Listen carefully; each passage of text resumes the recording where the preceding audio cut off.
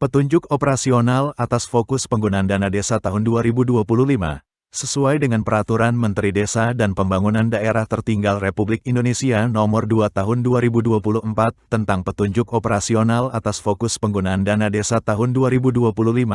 B. Fokus penggunaan dana desa untuk penguatan desa yang adaptif terhadap perubahan iklim.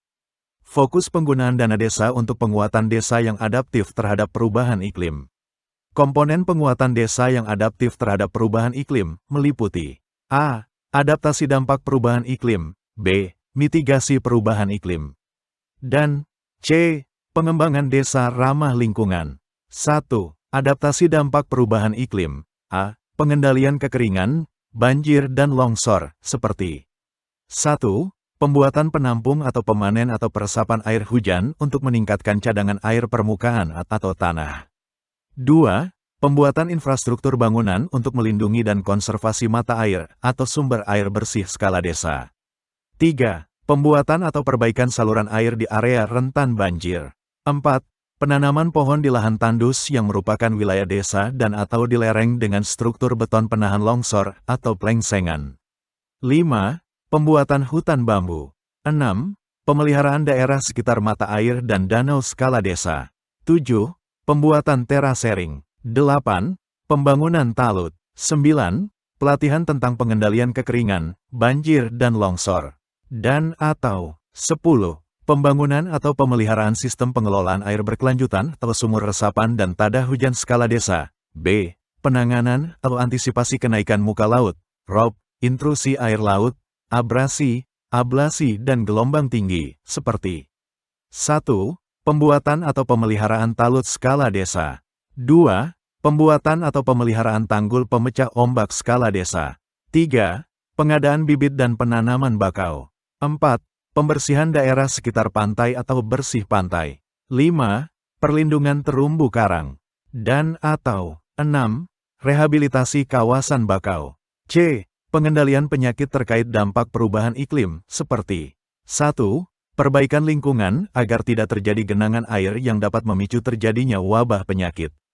Dan atau 2. Pengadaan atau pemeliharaan peralatan atau sarana untuk mencegah terbentuknya jentik-jentik nyamuk pada kolam penampung air.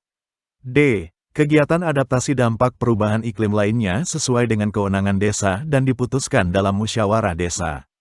2. Mitigasi perubahan iklim. A. Pengelolaan sampah serta limbah padat dan cair, seperti 1. Pengadaan alat angkut sampah seperti gerobak pengangkut sampah. 2. Pembangunan, pemeliharaan tempat pembuangan sampah sementara. 3.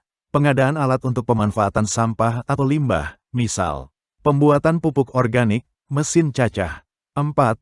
Penyediaan tempat sampah terpilah. 5. Peralatan pembuatan kompos padat dan atau cair. 6. Pengadaan peralatan pengolahan jerami padi. Dan atau 7. Pelatihan pengelolaan sampah, limbah padat dan cair bagi masyarakat desa. B. Penggunaan energi baru terbarukan serta konservasi dan penghematan energi skala desa, seperti 1. Pembangunan pembangkit listrik tenaga mikrohidro. 2.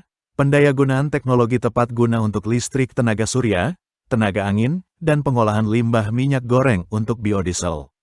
Dan 3. Pembangunan atau pemeliharaan instalasi pengolahan limbah pertanian, peternakan, dan sampah rumah tangga untuk biogas.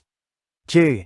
Pengelolaan lahan pertanian rendah emisi gas rumah kaca seperti pembukaan lahan tanpa bakar melalui padat karya tunai desa, tidak untuk membeli lahan.